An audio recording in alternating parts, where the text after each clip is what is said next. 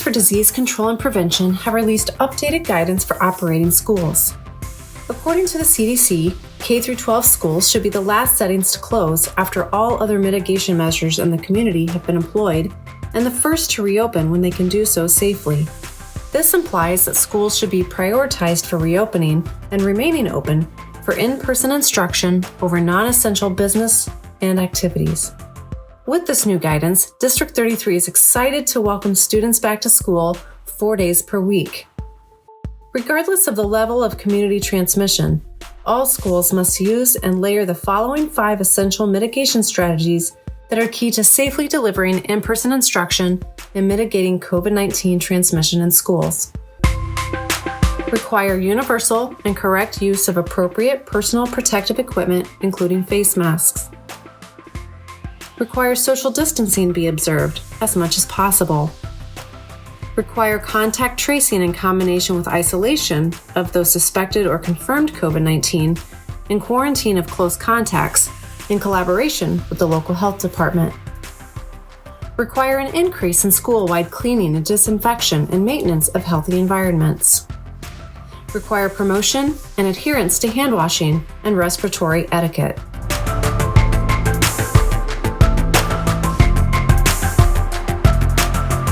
So what does this look like in D33? At our elementary schools, when children arrive each morning, they will wait in socially distanced lines to have their temperatures taken before entering the building.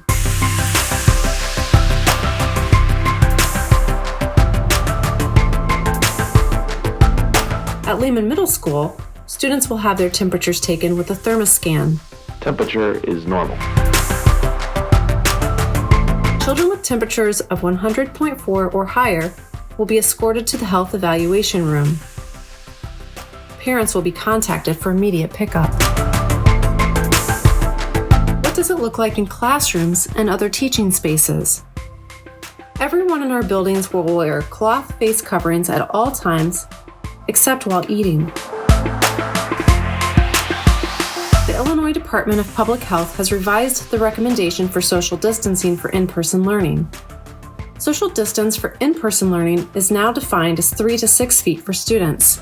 Therefore, student desks will be placed 3 to 6 feet apart. All children have been issued a clear privacy shield for added protection. Children will use only their own school supplies. Books and other materials that are shared will be quarantined for at least 48 hours before being used by another child. Whenever weather permits, windows will be opened and fans will be turned on to improve air circulation. What does it look like when children move around the building? In our elementary schools, social distancing dots are placed throughout the building to help children maintain physical distancing while walking throughout the building. Children carry their shields and supplies with them to their classes. As they arrive in new classrooms, they are provided hand sanitizer prior to moving to their assigned learning location, desk, table, floor, etc. When children leave each space, the area is sanitized to prepare for the next group of students. Children practice hand washing when they return to their homerooms. In our middle school, students have a 3-minute passing period between each class. Students will remain socially distanced with masks on as they transition to their next class. Each hallway is marked with blue tape that separates each side. We also have blue arrows that indicate a flow of one-way traffic throughout the entire school. Students carry their shields and supplies with them to each period. What does it look like when children go to recess? According to the CDC, playground equipment that is to be used should be monitored, and the number of students using each piece of equipment should be limited. Recess times at our elementary schools have been staggered to limit the number of children playing on the equipment at one time. Social distancing is encouraged, and all children will wear approved face coverings at all times while on the playground for recess to ensure safety. Playground equipment is routinely sanitized, and children perform hand washing or sanitizing prior to touching playground equipment and upon returning from the playground. What does it look like at lunchtime? According to new CDC guidance, capacity limits for in-person learning and associated activities in classrooms, gyms, cafeterias, and multi-purpose rooms are now determined by the space's ability to accommodate social distancing, not by a set capacity limit number or percentage.